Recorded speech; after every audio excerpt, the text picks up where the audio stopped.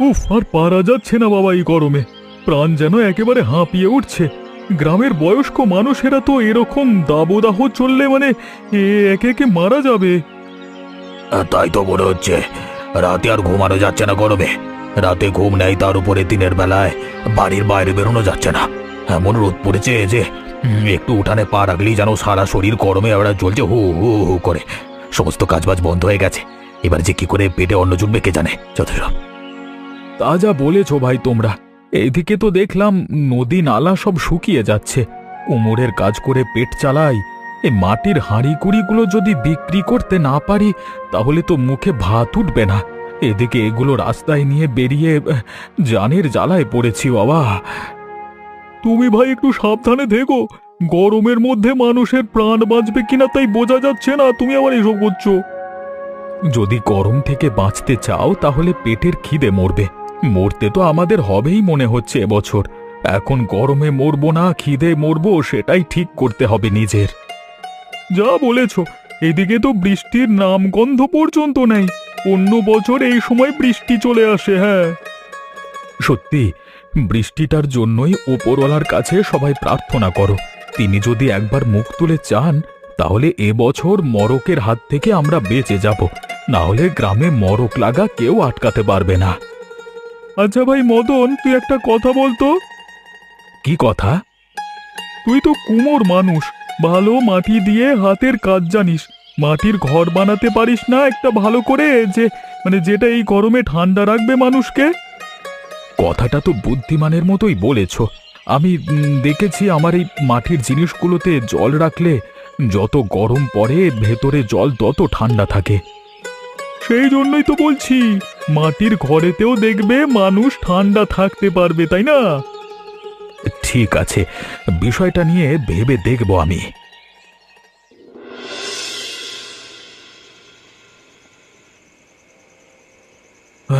একটু জল দেবে কমলা, বড় কষ্ট হচ্ছে গো।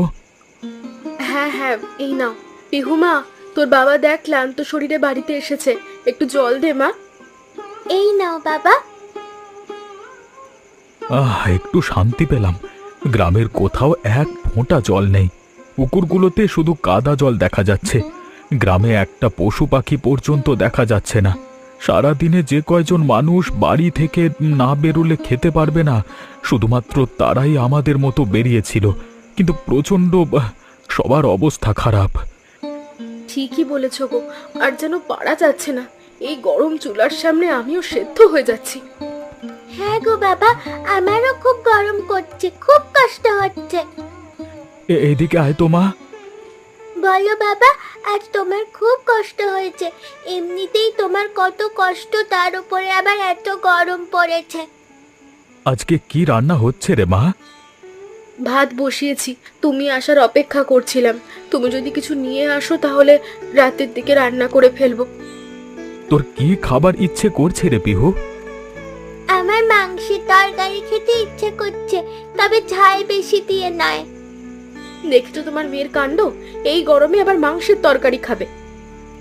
ঠিক আছে ঠিক আছে, গরমের জন্য এমনিতেই লোকজন রাস্তায় বের হতে পারেনি। আমার আজকে 2-4টে হাঁড়ি বিক্রি হয়েছে। মেয়েটা আমার ছোট, যদি বাবার কাছে একটু আবদার করে তাহলে কি আমি মেটাতে পারবো না? চল মা, তোকে নিয়ে বাজার থেকে দেখি কি মাংস পাওয়া যায়। এই এত পরিশ্রম করে বাড়িতে এলে আবার তুমি বাজারে যাবে মেয়ের কথা শুনে? তোমাকে এরকম ক্লান্ত দেখে আমি তো ভাবলাম ঘরে যা সবজি আছে তাই রান্না করব। ঠিক আছে বাবা, তোমার যদি খুব কষ্ট হয় তাহলে যেতে হবে না। না রে মা, কষ্টের কথা ভেবে আর কি হবে? কপালে যা আছে তা তো হবেই। তার থেকে ভালো যতদিন বেঁচে আছি আনন্দ করে কাটিয়ে দিই। চল দেখি তাড়াতাড়ি।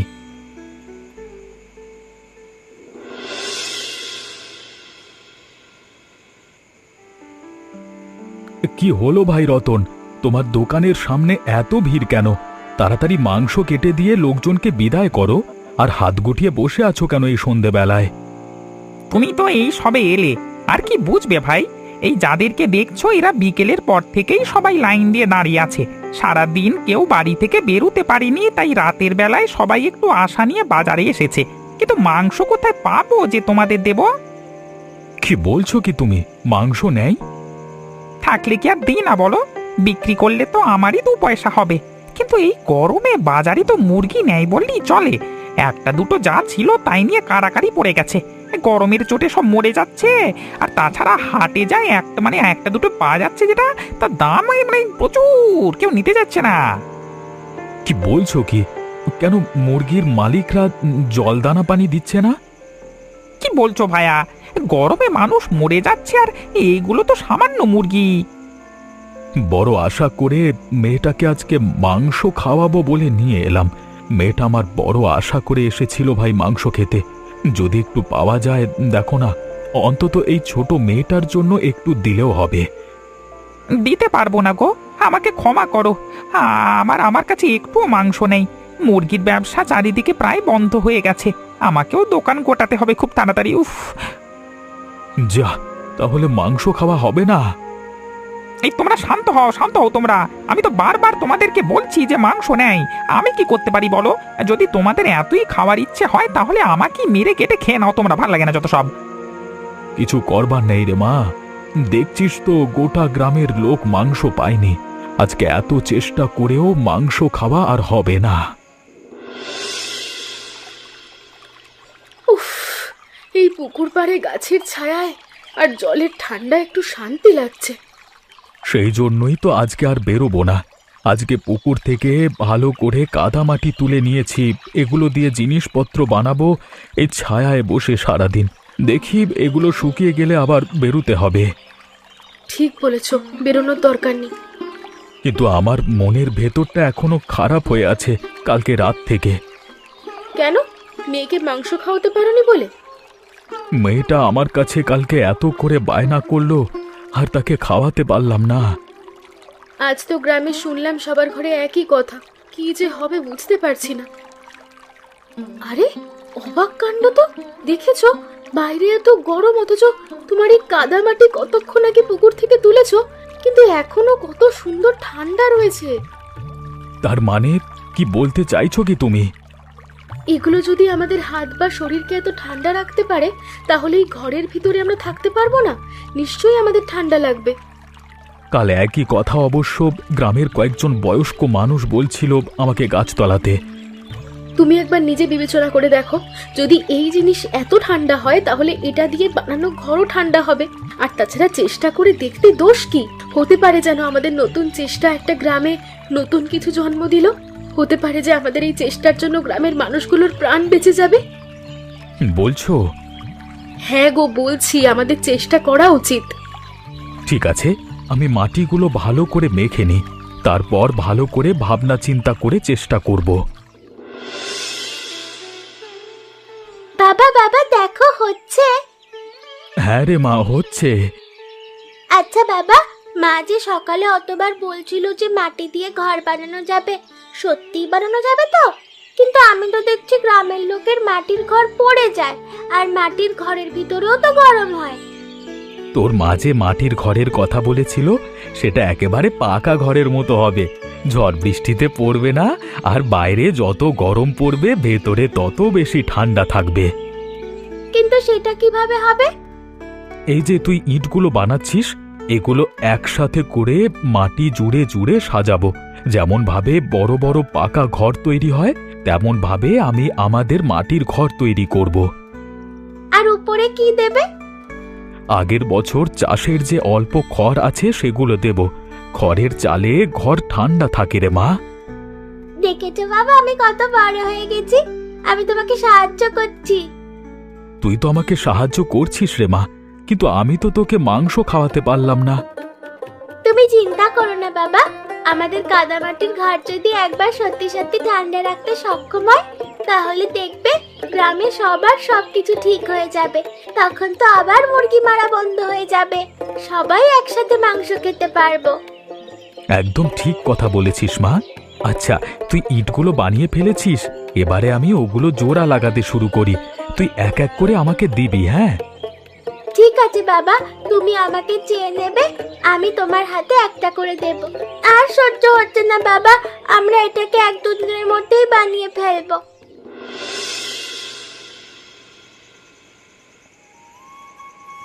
ওমা, মা শুনছো?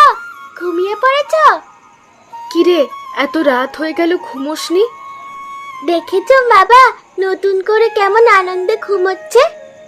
সত্যি রে, মানুষটার অনেকদিন ভালো করে ঘুম হয়নি। আমার খুব শান্তি লাগছে মা, একটুও গরম হচ্ছে না। আমারও গরম হচ্ছে না। দেখেছিস তো, আমাদের মাটির ঘরের বুদ্ধি ঠিক কাজ করেছে।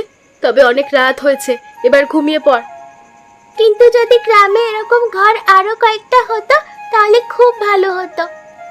কেন রে, কি ভালো হতো? হ্যাঁ, ঠিক বলেছিস, অবশ্য মানুষগুলো বাঁচতো। না গো মা, মানুষরা তো বেঁচে যেত, কিন্তু সাথে মুরগিগুলোকেও আমরা বাঁচাতে পারতাম, আর গরমের মধ্যেও মুরগির তরকারি খেতে পারতাম। কি মজা হতো, তাই না? আচ্ছা ঠিক আছে, তুই ঘুমিয়ে পড়, কালকে দেখছি তোর বাবার সাথে কথা বলবো।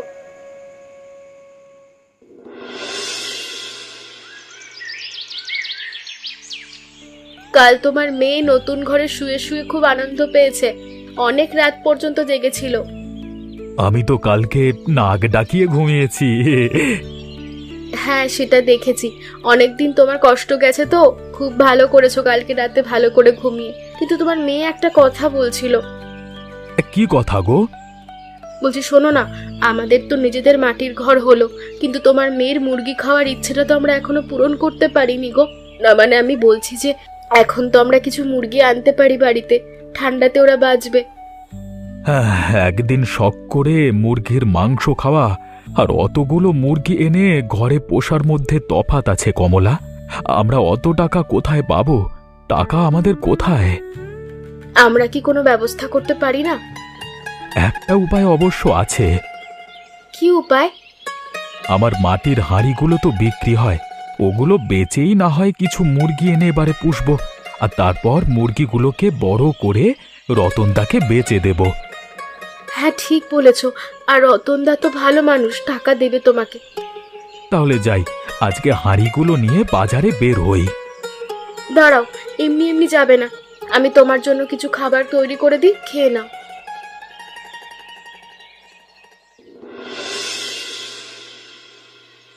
রতনদা, কি খবর গো? এই চলছে ভাই, এবারে তো মনে হচ্ছে দোকানপাট বন্ধ করে গ্রাম ছেড়ে পালাতে হবে, উপায় নাই। কিন্তু তুমি এই আকালের সময় এতগুলো মুরগি কোথায় পেলে? তুমি জানো না বুঝি, আমাদের মাটির ঘর বানিয়েছি নতুন, তাতে এই মুরগিগুলো চাষ করেছি। আমার মেয়েটা খেতে ভালোবাসে, আর সঙ্গে আমি ভাবলাম যে গ্রামের লোকের সমস্যা দূর হয়ে যাবে, আর তার সাথে তুমিও তোমার ব্যবসা চালিয়ে যেতে পারবে, তাই তোমার কাছেই বিক্রি করতে এলাম। আরে কি করেছো ভাই মদন, তুমি তো আমাকে বাঁচালে। আমি তো ভেবেছিলাম ব্যবসা বন্ধ করে এবারে না খেতে পেয়ে মরতে হবে এই গরমে। কিন্তু তুমি তো আমার বাঁচার উপায় করে দিলে। চিন্তা করো না, এখন ভালো দাম, আমি আমি এক্ষুনি কিনে নেব তোমার মুরগি। আমি জানি দাদা, তুমি খুব ভালো মানুষ, সেই জন্যই তো তোমার কাছে নিয়ে এসেছি। দেখো ভাই, সত্যি কথা বলছি তোমাকে, আমাদের গ্রামে আরো 2-3 জন কসাই আছে, কিন্তু আমি কাউকে ঠকাই না, আর সততার সাথে ব্যবসা করি। সেই জন্যই তো তোমাকে দিচ্ছি।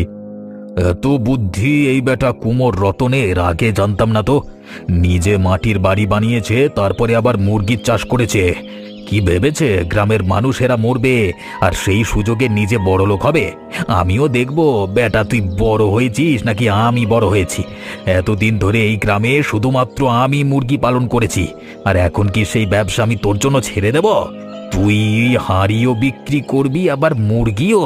সালা গাছের খাওয়া আবার তলার পুরানো আমি বন্ধ করব খুব তাড়াতাড়ি। তো দাঁড়া, তোর এই ঘর যদি আমি ভেঙে দিতে না পারি, আমার নাম কিন্তু যোগু না, সালা।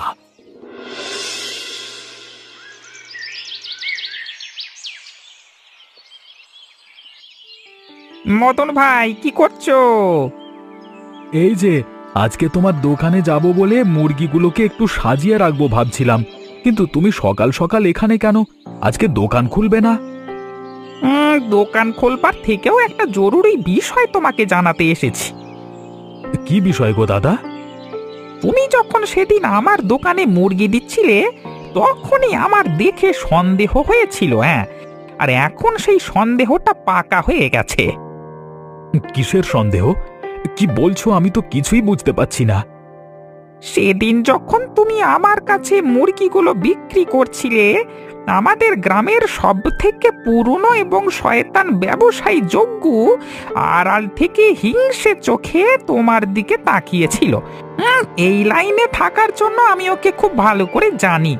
আমাদের গ্রামে যে কয়েকজন শয়তান ব্যবসায়ীর কথা তোমাকে বলেছিলাম, ও হচ্ছে তাদের মধ্যে একজন। কিন্তু এটা জেনে আমি কি করব?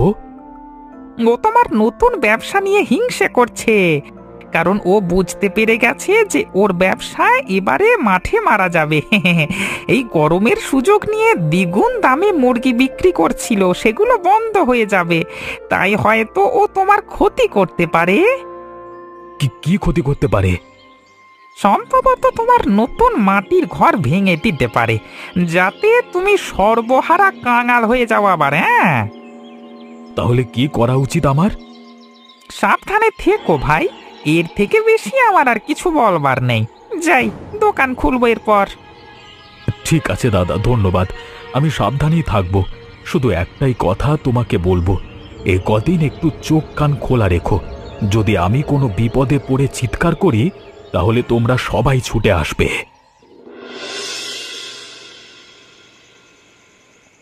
এটা কি করছো তুমি?